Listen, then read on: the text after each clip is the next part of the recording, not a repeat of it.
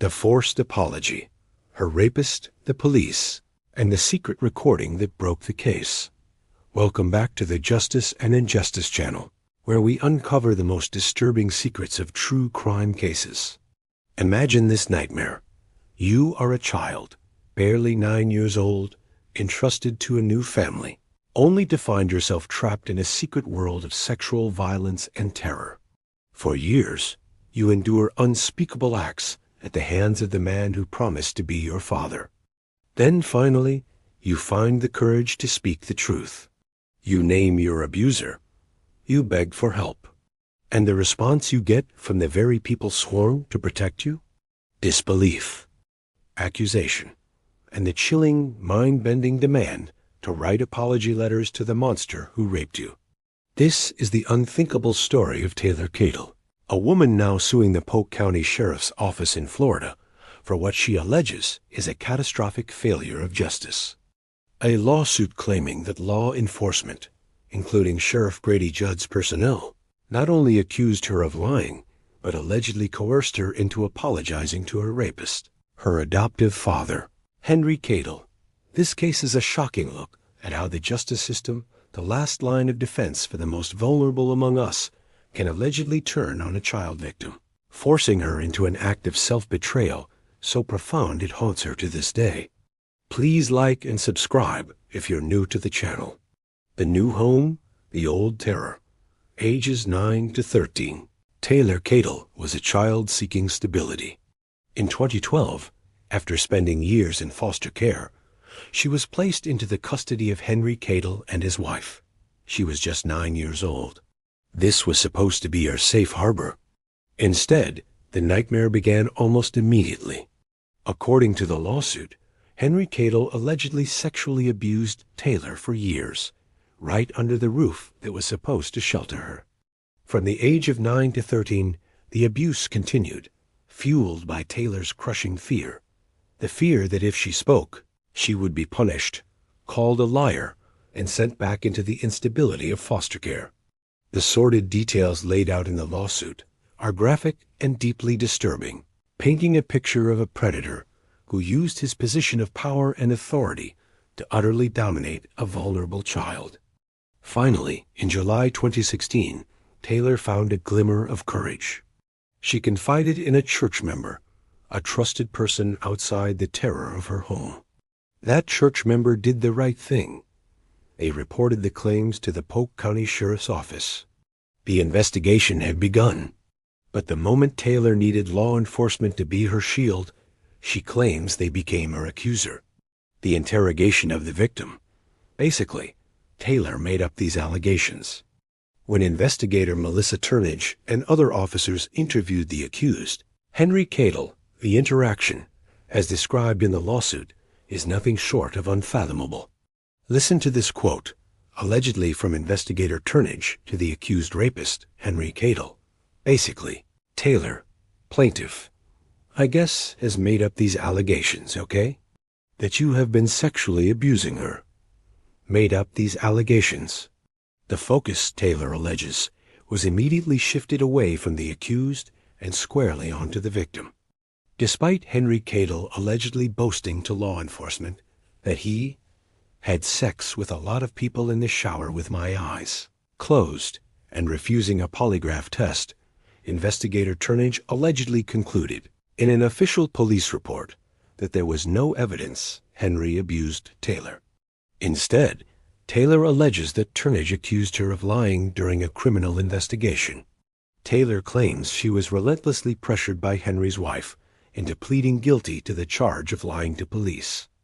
Imagine the child victim now legally labeled a criminal. And that is when the alleged psychological torture was complete. The unthinkable demand, writing the apology.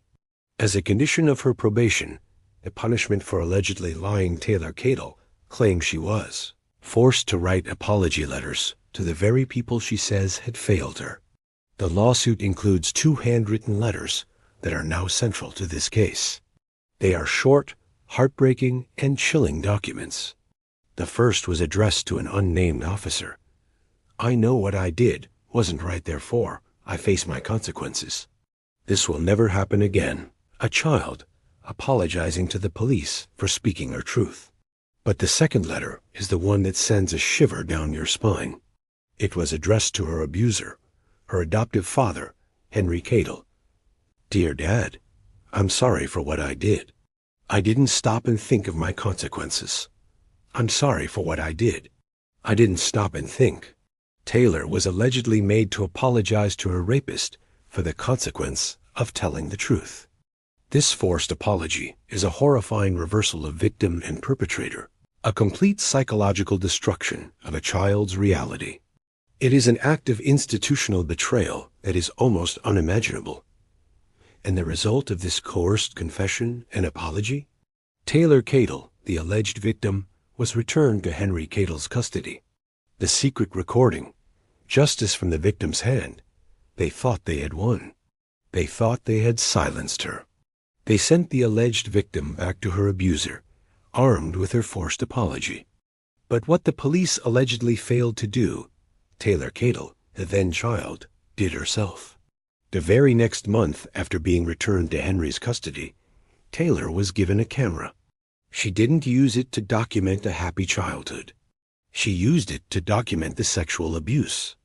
Taylor secretly recorded photographic evidence of the abuse. It was an act of incredible, desperate bravery. Having been called a liar and forced to apologize, she risked everything to obtain the cold, hard proof that her story was true. She took the photographic evidence back to the officials. The police were faced with a truth they could no longer deny.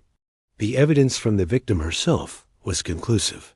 Finally, Henry Cadle was arrested, convicted of sexual battery of a child between the ages of 12 and 18, committed by a custodian. He is now behind bars.